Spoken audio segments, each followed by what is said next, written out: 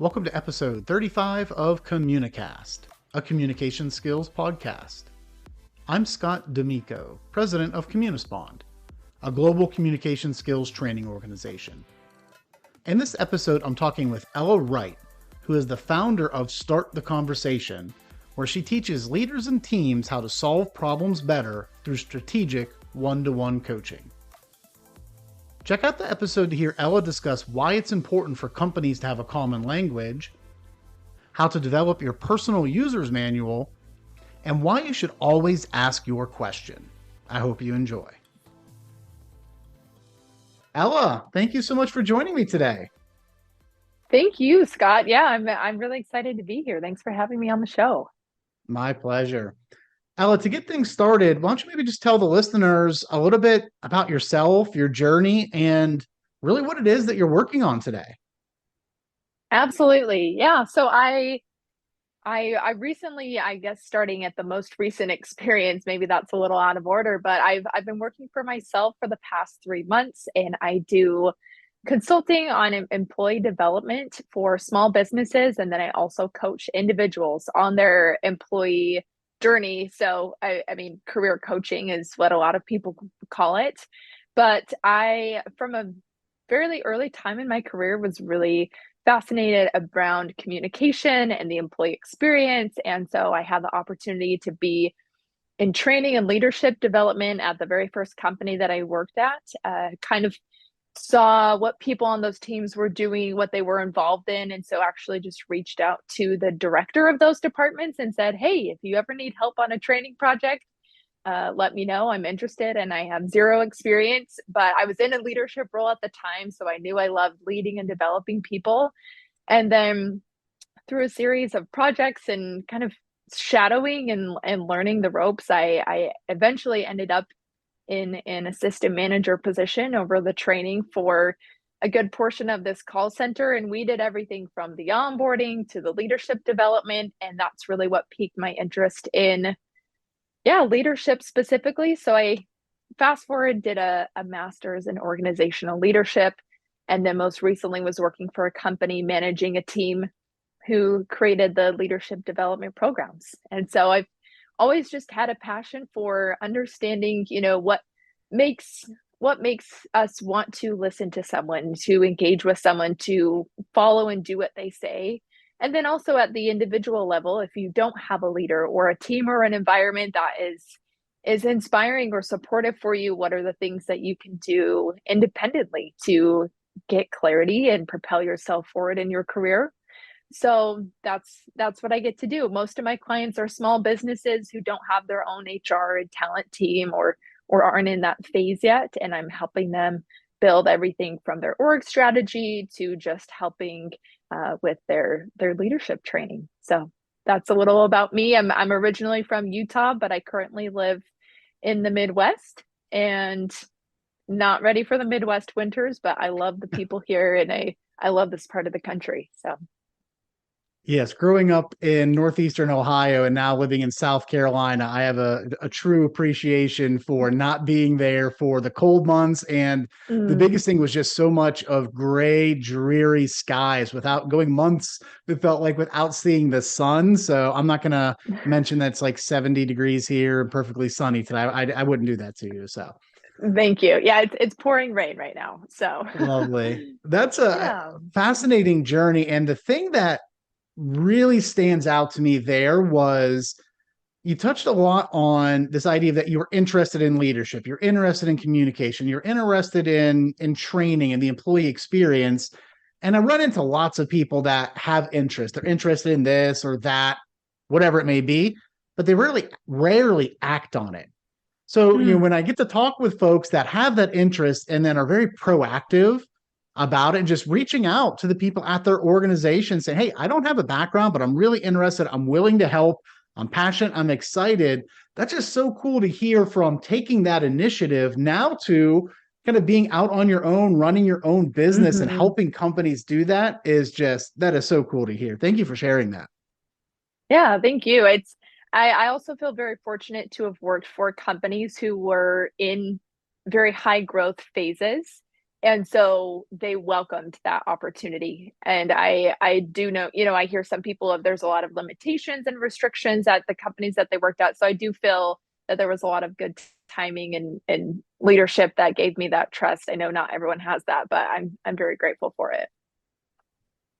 One of the things that you mentioned a little bit was around this idea of the employee experience, which has become, I would say, more prominent, more well known, I would say, at least within the last decade. Prior to that, you didn't hear a whole lot about the employee experience. The scale was tipped very much so in the favor of the employer.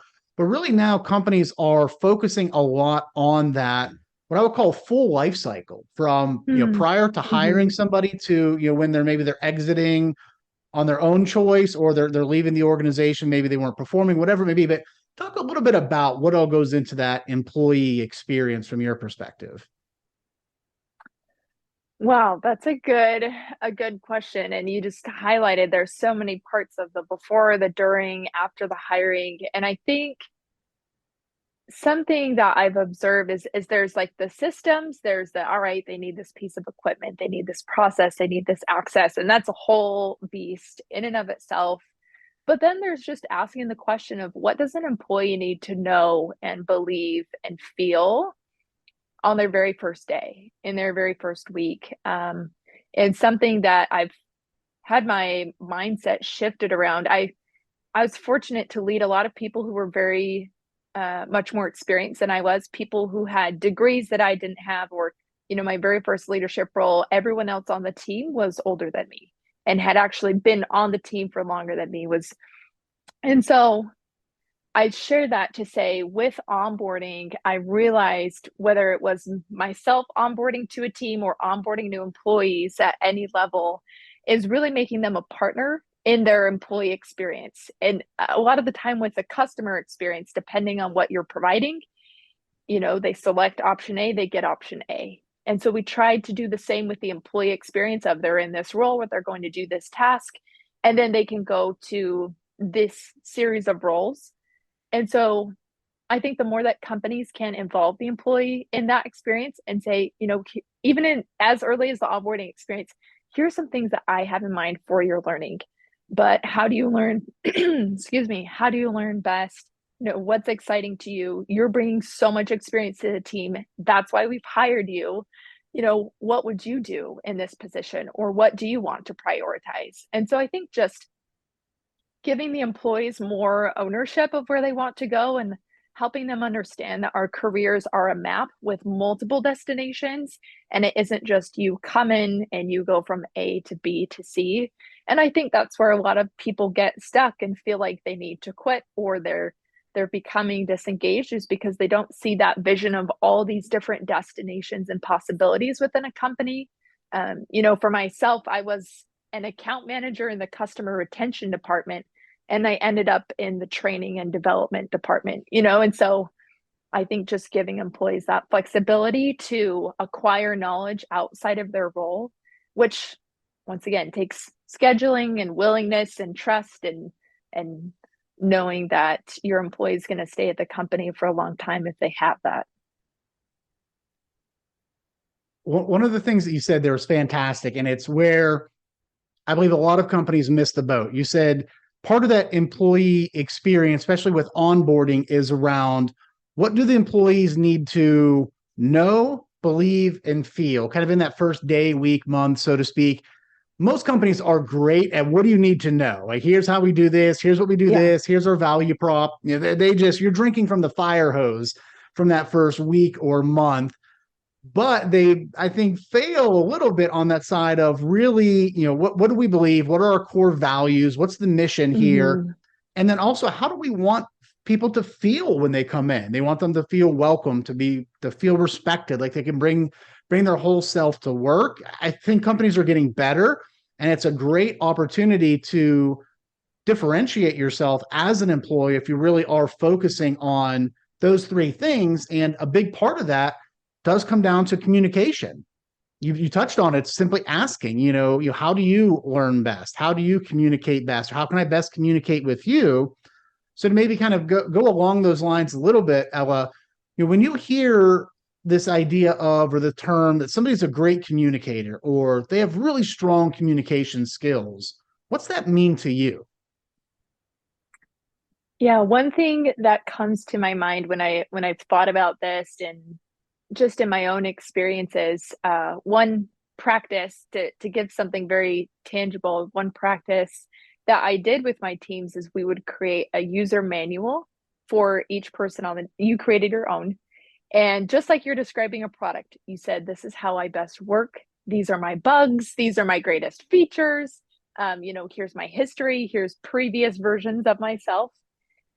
Here's optimizations and things. So people got very creative and very fun, and used memes and past experiences, all those things.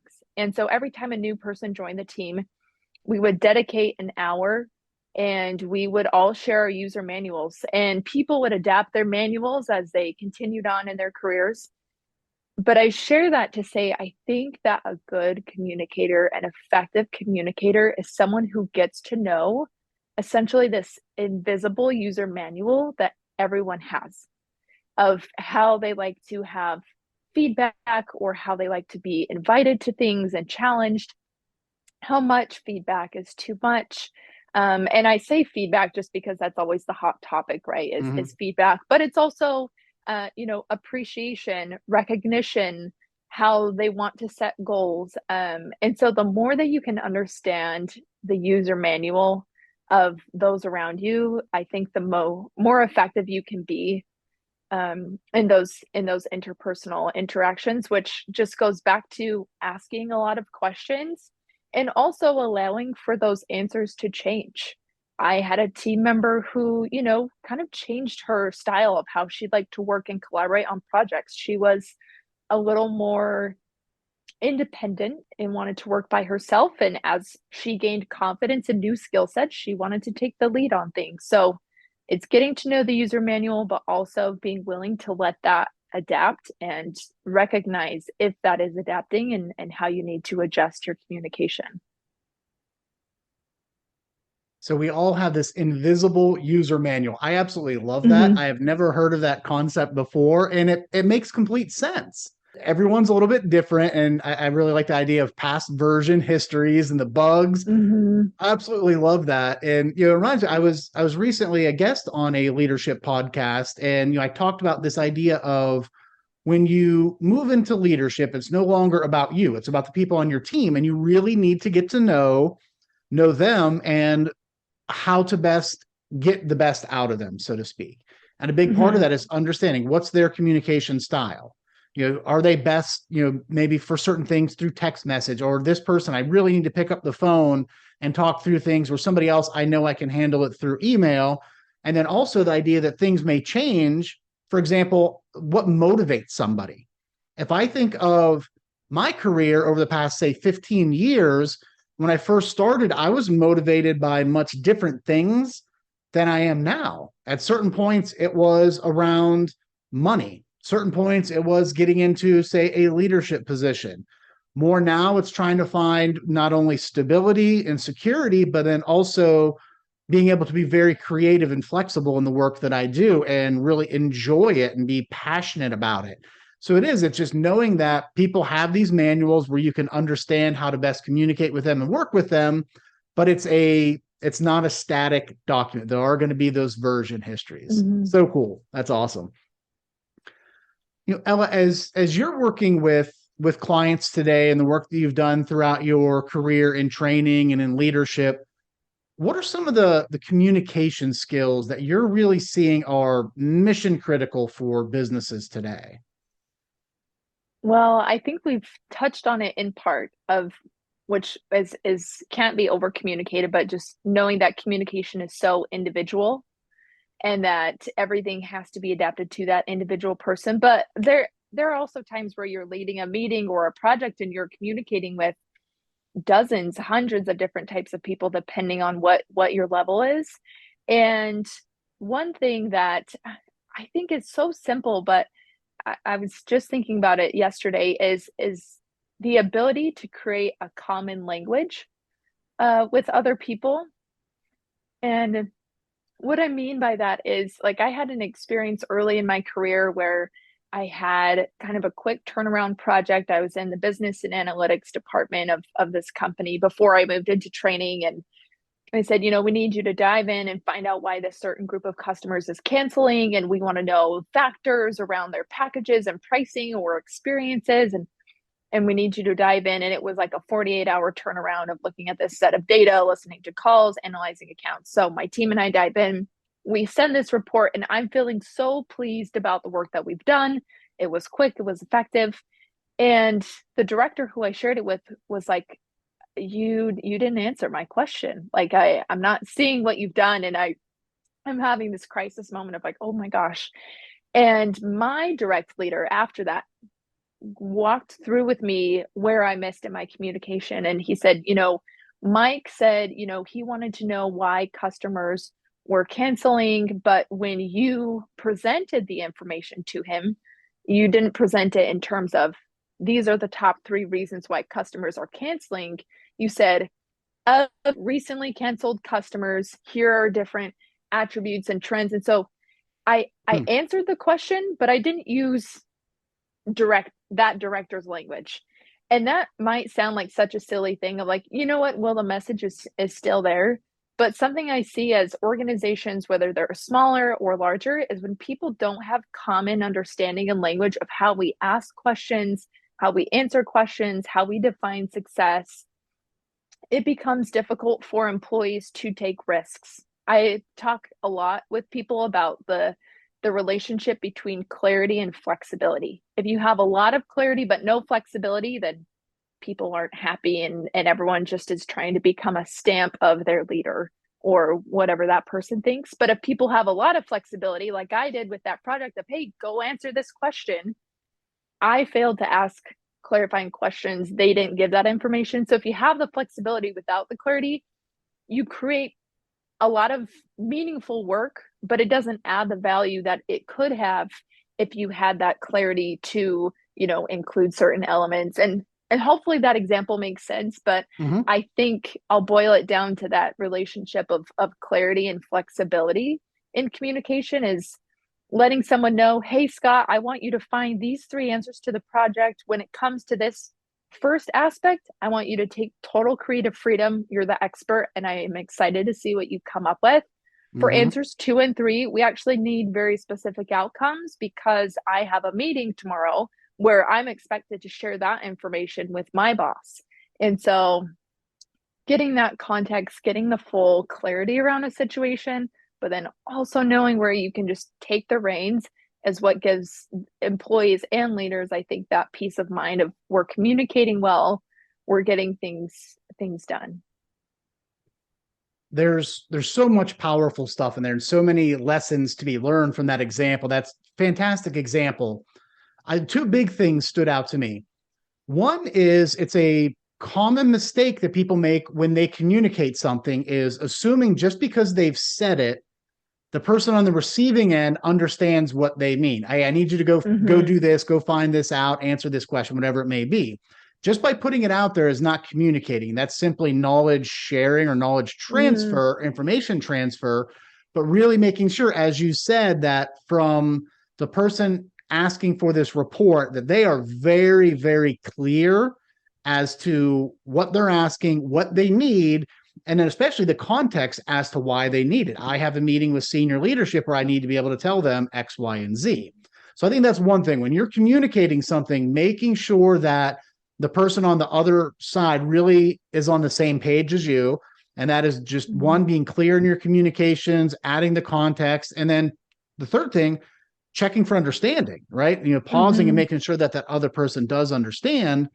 Then the second component of that I do see a lot is, and I've experienced this throughout my career, is sometimes the organizational culture isn't at a place where people feel comfortable asking those questions. So if they didn't get what they needed, they weren't quite comfortable to pause and say, is this what you mean? Or do you mean this? Really, what are you looking for? Can you give me some more detail?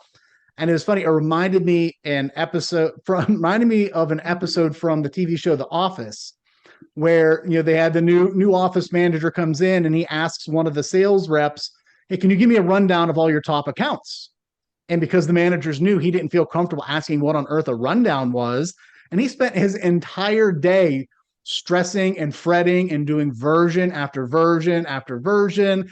And it turned out it was something very simple, but because of that lack of communication, so much time and energy was wasted, and he ultimately didn't get what he needed in the end of it. So no, that was a great example. Ella, as you think of your career journey and the success that you've had, if you had to boil it down to say maybe one or two communication skills that have really helped you to be successful throughout your career, what would you say those are? That is hard to boil down, which not to say that I just have this long list of communication skills, but to simplify it, one thing that I am very proud of that I work very hard on is my ability to make other people feel comfortable. And while that sounds so simple, I've worked with people from frontline employees sitting at a desk to, my last company, I was working with truck drivers and I was working with manual workers out in the field. I was also working with their associate directors. And I think the ability to make someone feel accepted and comfortable, I think we often think that, oh, I'm talking to an associate director, I'm talking to a senior manager, they're fine. But taking the time to ask what's on someone's mind, validate how they're feeling.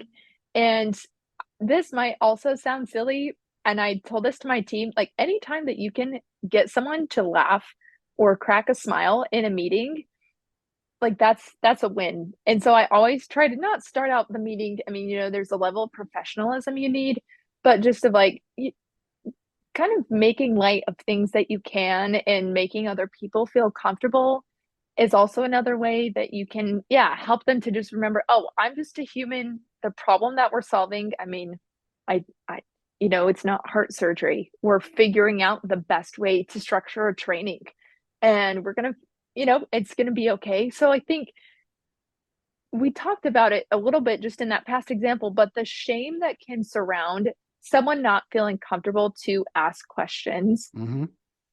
I occasionally would talk with senior leaders who would say, I feel so embarrassed, but I actually would really appreciate your help walking through this process.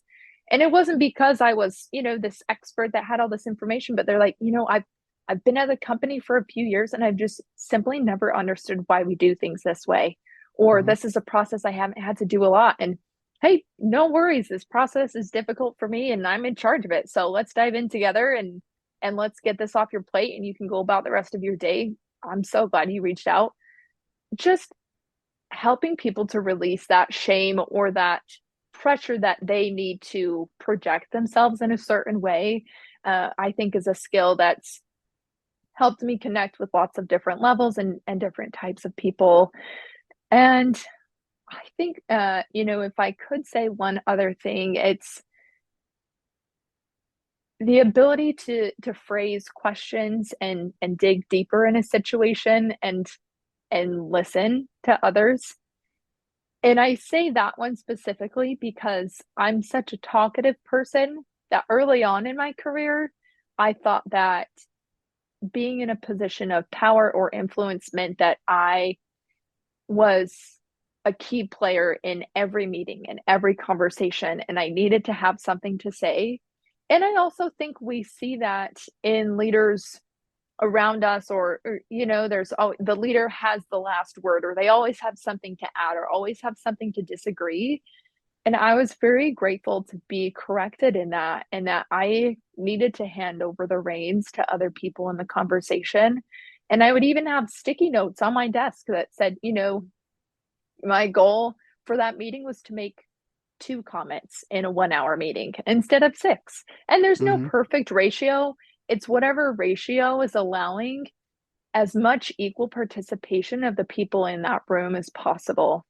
And so I think practicing my ability to hand over the agenda to someone else or to know that maybe I didn't need to be in the meeting. That also helped me realize that, which maybe, is a little bit of a tangent from Mhm. communication directly. But the more I realized, why am I speaking? What is the impact? Can I give someone else the reins? The more it also helped me realize opportunities for me to delegate and step back. And that, if I wasn't communicating or participating in the meeting, what's my point in being there? Can someone else own that, enjoy it, report back, and I'm a point of support? Do I always have to be that point of ownership? So hopefully that makes sense of sorts, but I think just Mhm. practicing the ability to hand over the reins. As you can see from my long-winded answer, I can talk quite a bit. So practicing reducing the length of my answers. Yeah. So I would say I heard two things there that stood out to me. Mhm. The first example he gave, real this idea of, I think, some vulnerability, right? A Mhm. core component to really getting to know people and getting them to feel comfortable. I think sometimes is that vulnerability, whether it's either just opening up about yourself, sharing, and asking questions, asking for help, maybe using a little bit of humor, sometimes self-deprecating humor, really opening up. And that's I will say, a powerful skill is to be able to get people to feel comfortable, not only just that they enjoy being around you, but they feel comfortable Mhm. coming to you with questions when they don't know something, they don't understand something. Oftentimes that happens, especially with a leader, is when they demonstrate or model that skill. That as the leader, I'm not afraid to say, I don't Mhm. know, let me find out. I'm not afraid to speak up in a meeting and ask a question. By modeling that, it signals to the team that it's okay not to know everything or to have to be perfect. I think a lot of times too, the bigger the organization, the higher those fears and maybe some of those self-imposed expectations can be for people to really feel that they always have to be on. They can never show a crack in the foundation. So I think by sometimes Yeah. modeling that vulnerability really can help. Then the second part that I heard was this idea of self-awareness, understanding and Mhm. being aware. Am I talking in this meeting just because I feel like I should be talking because of the role I have on this team, the role I have on this steering committee, whatever it may be? Stepping back and realize, okay, I don't need to do that. Or am I talking just because I Mhm. feel like I need to be heard because someone else is on the call and I want to make sure that they hear my voice? So Mm. if you combine these ideas of vulnerability, self-awareness, really can help make somebody a truly compassionate and engaging and powerful leader for people because they feel safe. They feel able to ask questions, to engage, to perhaps sometimes respectfully disagree. So that's a really powerful combination. Mhm. Thank you. That was a very eloquent summary. So, yeah. Ella, as you think through your career journey, who has been somebody that has really influenced your communication style? What did you perhaps take from them and tweak it a little bit and make your own? I will go back to the leader that I mentioned in that project example. His name was Mike, and I was a first time supervisor and a first time assistant manager under his leadership. And so going from being in a support role as a team lead to like, all right, I own the success and the production of a team. And he really helped me how to clearly state what I wanted in a more concise way. So he taught me that lesson, right, about finding the same language. But being the long winded person that I am, sometimes I would send these summary reports to associate directors or senior VPs, whatever we're looking at. And I'm writing 4 paragraphs of context, and we found this, and we wondered if we should do this, but then we ended up making this decision. And that's why I'm sharing this information with you. And all good information. Mhm. And he simply said, he's like, Ella, you are brilliant, but no one's reading your emails. You're wondering why you're not getting a response back. It's too long. No one's going to read it. And essentially taught me the art of the TLDR, of the too long, you don't actually need to read. Yep. He's like, your whole email and I'm an academic person and an academic writer. And so he's like, I think that is coming out where you're feeling the need to hit this word count, which as we grow up, we're always taught, that quantity is quality. Yep. your page has to be 3 pages. Oh, what if you could get across your point in 2 paragraphs? Doesn't matter. You have to fill up the 3 pages. You have to fill up the 700 words. So anyway, he really taught me how to be more concise and just simplify things by asking questions of like, what needs to be true for this problem to be solved? Or what is at risk here if this problem is not solved? Or what does good look like? What does done look like? Which are just the most simple questions, but Mm-hmm. back to what we've talked about, without asking those, I think being a ambitious and just excited new leader, something would come off the tip of his tongue and I'd be like, great, I'll get started on it, because I wanted that appearance of just being quick to jump in and get things going. And I think after a few times of being misaligned, he really helped me narrow in and realize that it's better to spend. There's an Albert Einstein quote that says, if he had an hour to solve a problem and the fate of the world depended on it, he would spend 55 minutes asking questions about the problem, and then he would spend 5 minutes answering it. And so I think that's really what Mike helped me learn how to practice, is just ask more questions. And it's not something I'm perfect at, but definitely has improved the quality of my Mm-hmm. communication, is just asking more questions.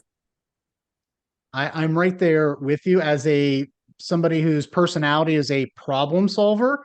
When I see Mm-hmm. a problem, I hear about a problem. I don't even have to be asked about to try and solve it. I just immediately want to jump in and try and fix it. But to your point, slowing down, and it's something I continue to work on myself at home and at work.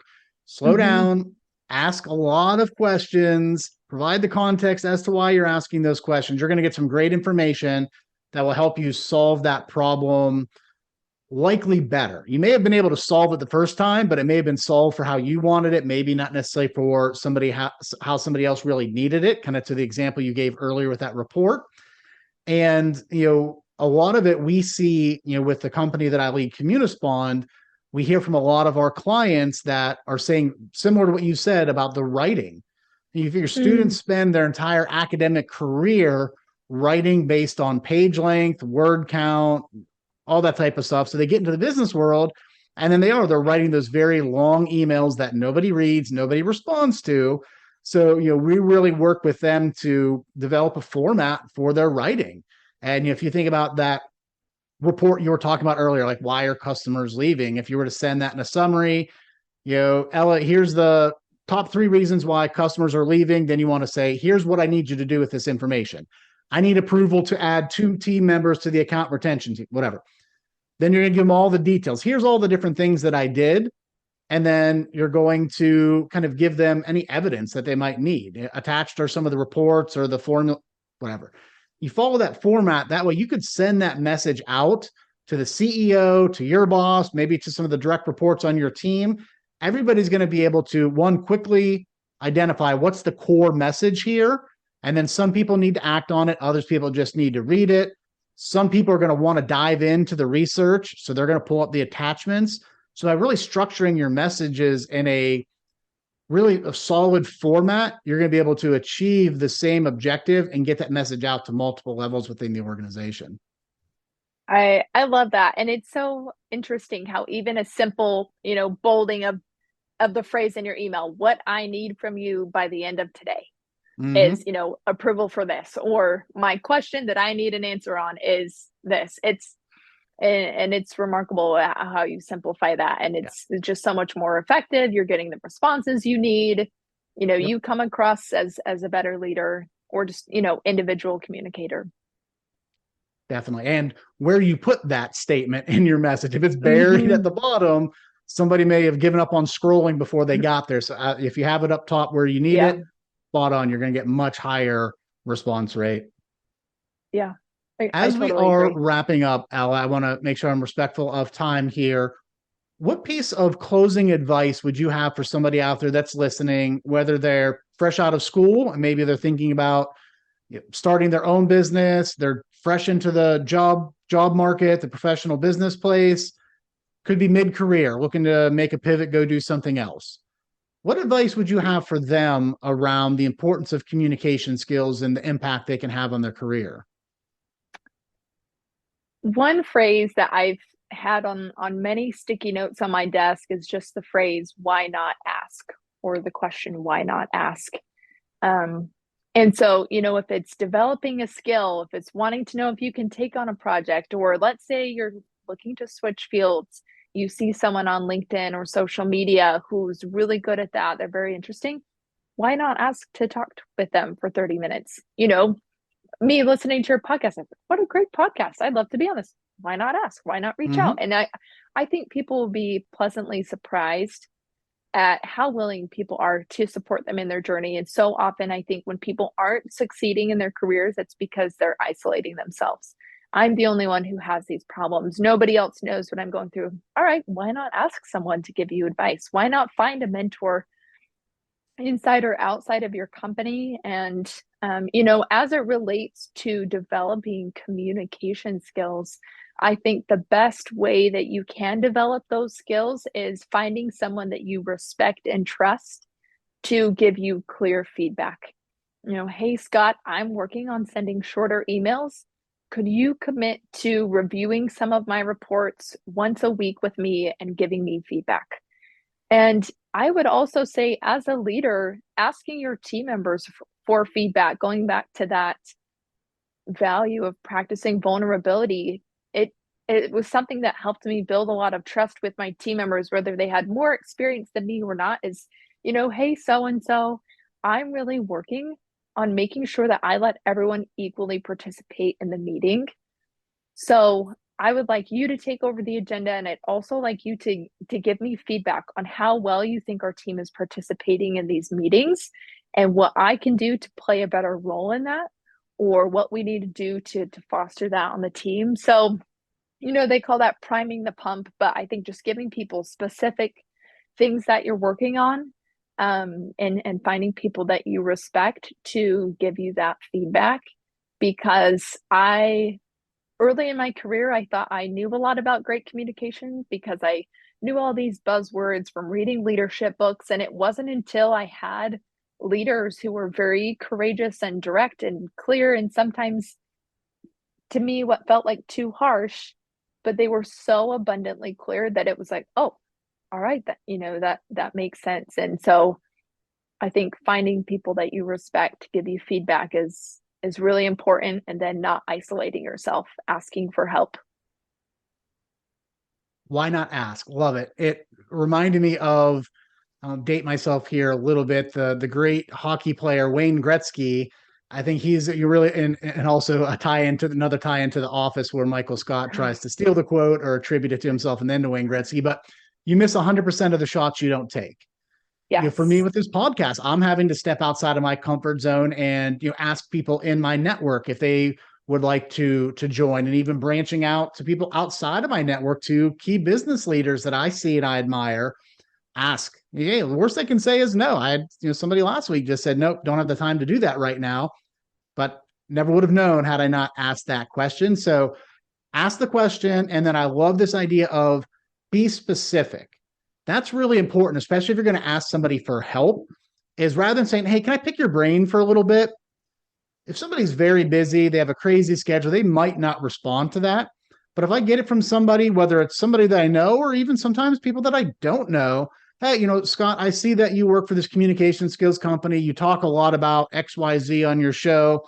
I was just wondering maybe if I can get 10, 15 minutes. I want to talk to you about this thing that I'm trying to improve on, whatever it may be.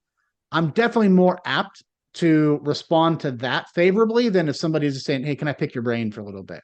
So ask the question, be specific. Ella, thank you so much for joining me today. Really did appreciate it. Thank you so much for sharing all of your great insights, and I hope you have a great day. Thank you for having me as a guest, and hope you have a great day as well. Appreciate it. Take care. Bye. A special thanks again to my guest, Ella Wright. Ella brought up a great point about being aware of why you are talking, or perhaps not talking, during a meeting. I encourage you to reflect upon and seek feedback around your communication and participation in meetings. In some cases, what you learn can be career changing. If you are finding value in this show, leaving a rating or review would be highly appreciated And as always, if you haven't done so, please be sure to subscribe to Communicast so that you can be notified of new episodes. Thanks, and have a great day.